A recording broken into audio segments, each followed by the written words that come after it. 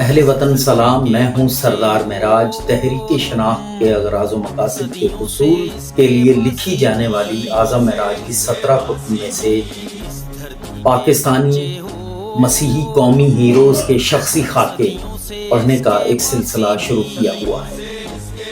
اسی سلسلے میں آج ہم فلائٹ لیفٹیننٹ الفریڈ جگجیون کا شخصی خاکہ آپ کے گوش گزار کریں گے۔ بیشتر اس سے کہ میں ان کا شخصی خاکہ آپ کے گوش گزار کروں، میری پاکستانی مسیحی تعلیمی اداروں کے ذمہ دارین سے یہ گزارش ہے کہ یہ بڑی ارکریزی سے بڑے مقاصد کے لیے جمع کی گئی وراثت ہے، اس کو منظم طریقے سے اپنی موجودہ اور آنے والی نسلوں تک پہنچانے کی کوشش کریں۔ اس کے کئی طریقے ہو سکتے ہیں۔ پورٹریٹس لگوائیں، اسکولز کالجز میں ان کے بارے میں پڑھائیں۔ کتب موجود ہیں، کتابیں ساری، شان سبز و سفید ہے، شہدائے وطن ہے، پاکستان کے مقامی مسیحی جرنیل ہیں، 24 چراغ ہیں۔ یہ آپ اپنے بچوں کو منظم طریقے سے پڑھائیں، ان کی شخصیات کے بارے میں بتائیں۔ شکریہ۔ Flight lieutenant Alfred Jagjivan. Alfred Jagjivan 9 فروری 1920 کو شانتی نگر ضلع خانیوال میں پیدا ہوئے، جہاں ان کے والد سالویشن آرمی کی طرف سے تعینات تھے۔ سالویشن آرمی ان دنوں جنوبی پنجاب کے ان صحرائی علاقوں کی بنجر زمینوں کو آباد کر کے پورے برے صغیر سے غربت، افلاس اور معاشرتی طور پر پسے ہوئے نو مسیحوں کو ان زمینوں پر آباد کر رہی تھی۔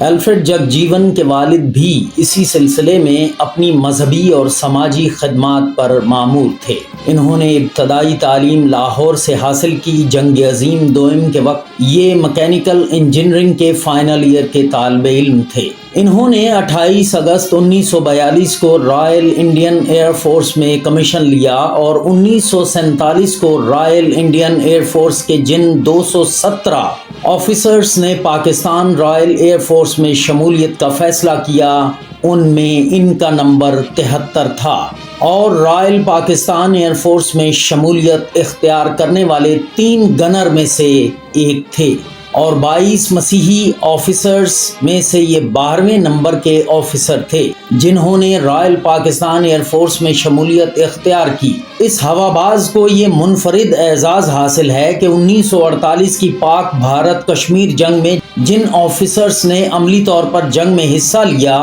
یہ ان چند میں سے ایک ہیں جنہوں نے اس مارکے میں اپنا خون بھی بہایا۔ یہ ان میں پہلے یا دوسرے نمبر پر تھے۔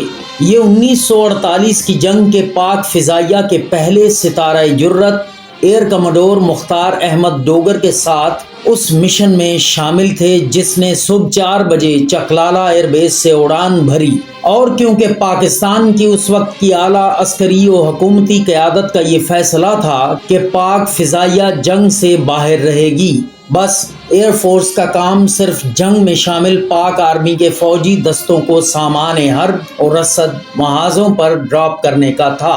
یہ ڈراپ مشن بھی اسی آپریشن کا حصہ تھا۔ یہ ڈکوٹا طیارہ جب اپنا مشن مکمل کر کے واپس آ رہا تھا تو جہاز کو معاون پائلٹ فلائنگ آفیسر الفریڈ جگجیون اڑا رہے تھے، اور پائلٹ فلائٹ لیفٹیننٹ مختار احمد ڈوگر مشن مکمل ہونے کے بعد واپسی میں آرام کر رہے تھے۔ جب ڈکوٹا طیارہ چلاس کے قریب پہنچا تو ایئر کریو نے دیکھا کہ 2 انڈین ایئر فورس کے ٹیمپٹڈ طیارے ان کا پیچھا کر رہے تھے۔ الفریڈ جگجیون نے طیارہ فلائٹ لیفٹیننٹ ڈوگر کے حوالے کیا اور خود اپنی معاون پائلٹ کی پوزیشن سنبھال لی۔ دشمن کے طیاروں نے ریڈیو پر وارننگ دی کہ آپ واپس آئیں اور قریبی انڈین ایئر بیس پر اتر جائیں ورنہ ہم شوٹ کر دیں گے۔ فلائٹ لیفٹیننٹ ڈوگر نے وارننگ کی پرواہ نہ کی اور دشمن نے فائرنگ شروع کر دی، جس کے نتیجے میں نائک احمد دین اور فلائنگ آفیسر الفریڈ جگجیون شدید زخمی ہوئے۔ انہیں 20 mm گن کے 6 شارپنل لگے۔ زیادہ خون بہہ جانے کی وجہ سے یہ بے ہوش ہو گئے۔ فلائٹ لیفٹیننٹ ڈوگر بڑی مہارت سے تنگ وادیوں میں سے طیارے کو بچا کر حفاظت سے رسال پور لے آئے اور پاک فضائیہ کی تاریخ کا پہلا SJ حاصل کیا۔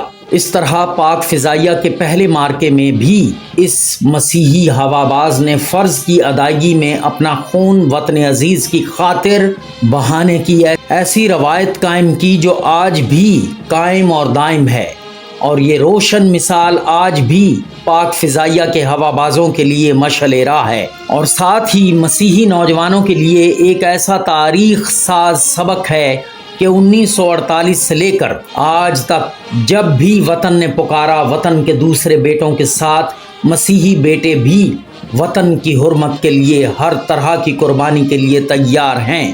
4 نومبر 1948 کے اس پہلے مارکے میں شدید زخمی ہونے والے فلائٹ لیفٹیننٹ الفریڈ جگجیون سے گروپ کیپٹن ایس ایم ہالی نے 1998 میں ملاقات کی۔ اس ملاقات کی کہانی گروپ کیپٹن ہالی کی زبانی پڑھیے اور سنیے۔ میرے لیے یہ امر باعث افتخار اور خوشگوار حیرت کا سبب تھا کہ واکنڈ میں پاکستان ایئر فورس کے اس جان باز سے مل رہا تھا جس نے 4 نومبر 1948 کے آج سے 50 سال پہلے پاکستان ایئر فورس کے پہلے مارکے میں حصہ لیا تھا۔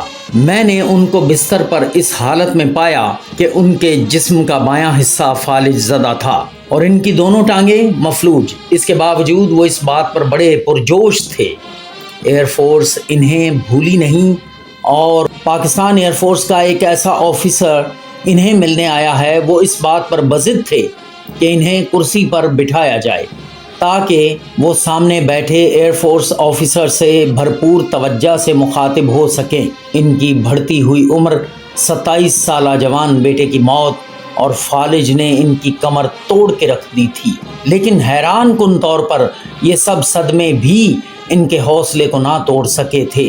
انہوں نے آنکھوں میں ایک چمک کے ساتھ بتایا کہ کیسے انہوں نے اپنے آپ کو اس ڈراپ سپلائی مشن کے لیے پیش کیا، اور پھر یادوں میں کھوئے ہوئے بتایا جب ہندوستانی ٹیمٹڈ طیاروں نے انہیں قریبی ہندوستانی بیس پر اتر آنے اور فضائی گرفتاری کے لیے پیش کرنے کی وارننگ دی تو میں نے چلا کر کہا تھا، ڈوگر ہار نہ ماننا، ہم پاکستان کے لیے جیے ہیں اور پاکستان میں ہی مریں گے۔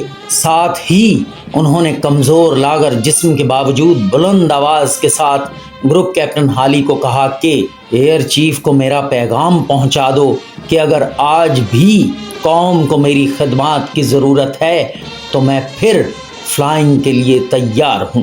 گروپ کیپٹن ہالی لکھتے ہیں کہ میرا دل فخر سے بھر گیا کہ ایسے جان بازوں کی تیار کی ہوئی فضائیہ دشمن سے کیسے ہار سکتی ہے۔ اس ہواباز کی شادی 1 مارچ 1950 کو پیمرا نامی خاتون سے لاہور میں ہوئی، جن سے ان کے 4 بچے ہوئے۔ 2 بچے، ایک بیٹی اور بیٹا چھوٹی عمر میں وفات پا گئے۔